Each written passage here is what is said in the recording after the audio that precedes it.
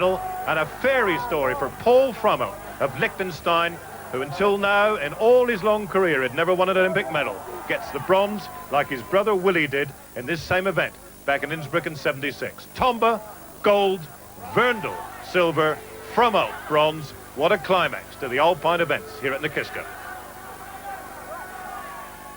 The snow relents then for Alberto Tomba, but the weather, which has posed problems throughout the game, still looks like having the last word in Calgary. As a result of the 70-metre jump element of the Nordic combined being cancelled today because of the winds, the organisers face the prospect of having to stage both the jump and cross-country elements tomorrow, or they run into the closing ceremony tomorrow with one competition not held. The problems are the competitors will have to jump at around 8 o'clock tomorrow morning, then travel for around 70 minutes to Canmore for the cross-country, which can't start before 3:30. We've got a problem here too as well. There's been a fire today at our Manchester studio, and that means that Question of Sport, due to be recorded tomorrow, can't now take place.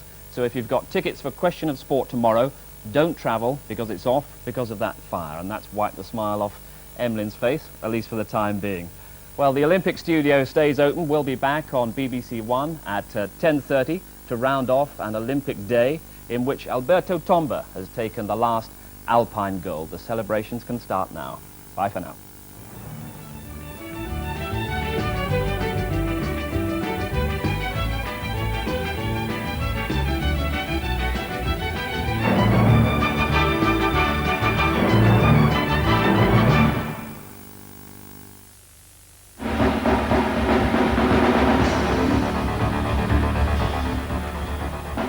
I can't stand people.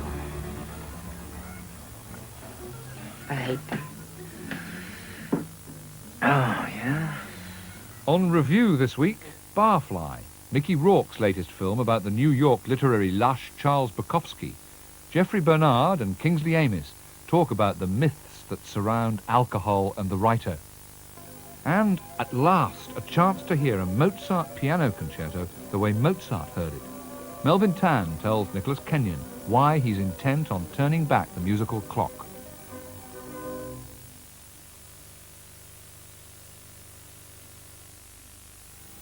Later tonight, the Film Club presents a double bill from the Far East. In the Wild Mountains at 10:10 is a comedy of manners from mainland China, all about two peasants madly fancying each other's wives. And the award-winning A Chinese Ghost Story at 11:50 is a supernatural extravaganza from Hong Kong, which spins a wacky yarn of love and murder. The Film Club starting at 10:10. Before that, Glasgow Pavilion, Here We Come, as we follow the Majestics on the last leg of their Silver Jubilee tour in Tutti Frutti.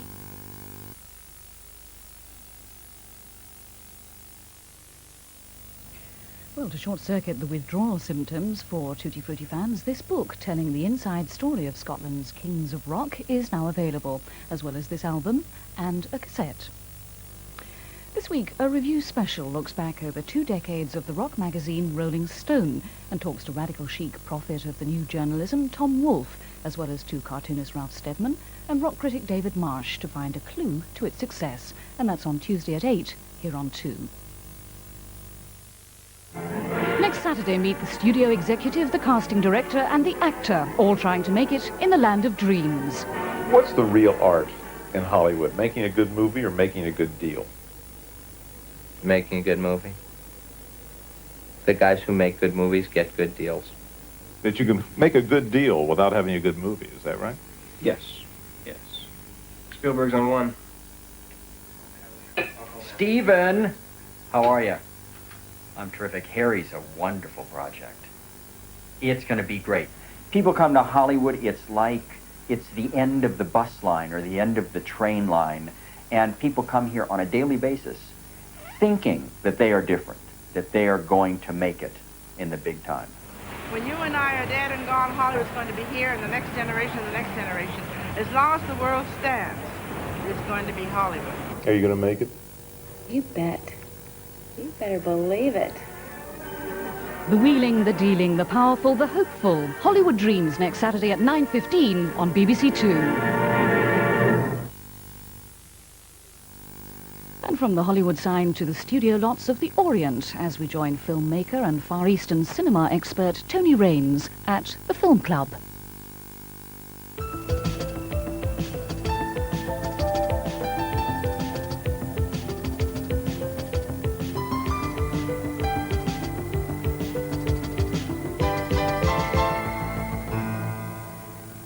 Tonight's film club is a double bill of Chinese films. Coming up later is an extraordinary Hong Kong horror movie. But first, here's a film from the mainland. There have been some astonishing changes in Chinese cinema in the past few years, and In the Wild Mountains reflects them quite strongly.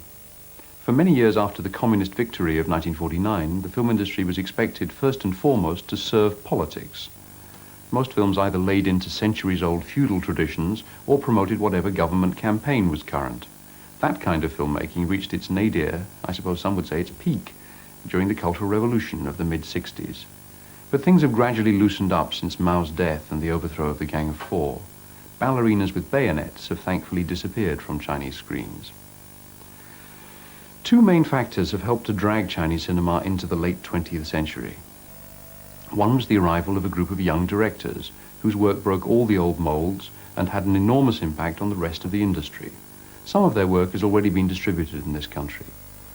The other factor was the election of a director called Wu Tianming as head of the smallish Xi'an film studio in central West China. Wu found the studio almost bankrupt, financially and artistically, and set out to shake things up. He gave unprecedented opportunities to several of the younger directors, and he also encouraged older directors of his own generation to make fresher and more personal films. One of them was Yan Xueshu, director of tonight's first film. Yan Xueshu was born in 1940.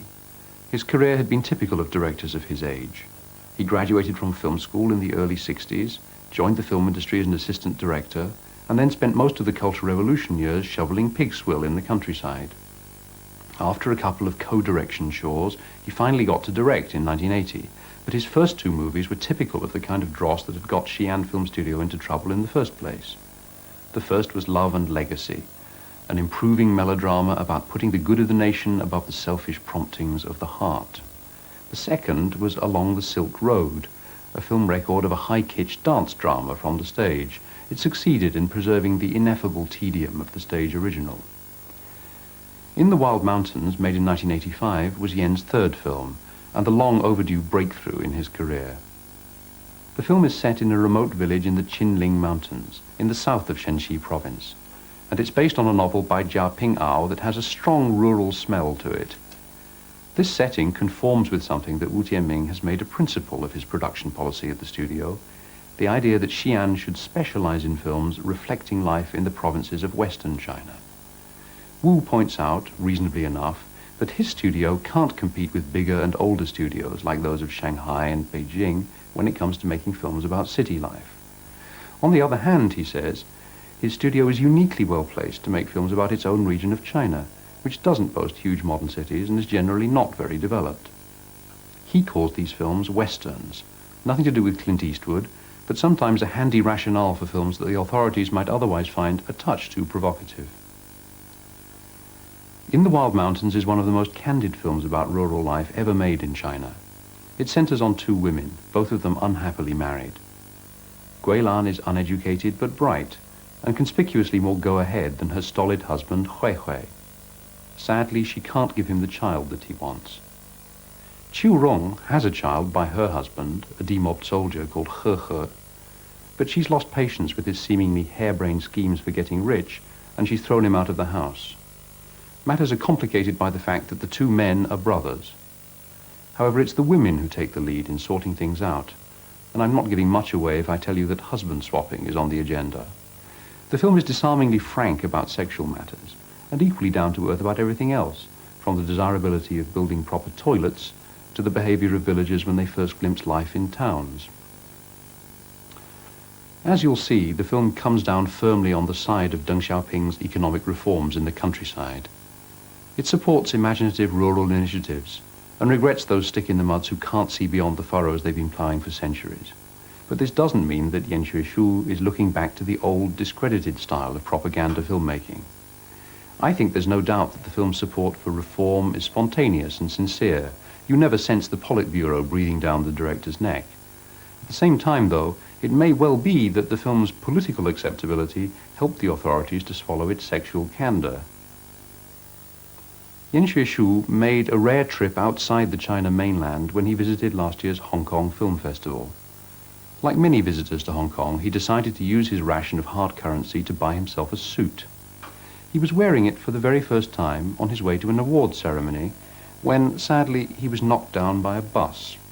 He broke a leg, and the suit was ruined. Happily, he's now fully recovered and about to start work on a new film. Let's hope that it's as successful as In the Wild Mountains. That way he gets to buy himself another good suit.